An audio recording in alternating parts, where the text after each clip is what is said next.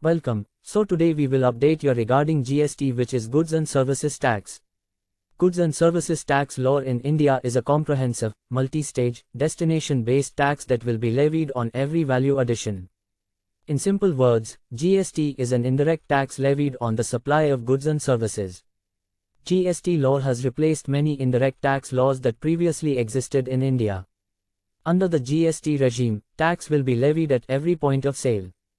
Now let us try to understand. GST is a comprehensive, multi-stage, destination-based tax that will be levied on every value addition. There are multiple change of hands an item goes through along its supply chain, from manufacture to final sale to consumer.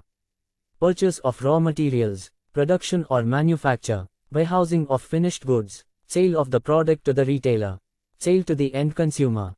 Removing cascading tax effect, higher threshold for registration, composition scheme for small business, online simpler procedure under GST, lesser compliances, defined treatment for e-commerce, increased efficiency in logistics, regulation the unorganized sector. India is a federal democracy, that is one which has clear demarcation of powers, responsibility and revenue collection between the states and the center in its constitution. For example, law and order falls under the state's jurisdiction while the nation's defense is the center's responsibility.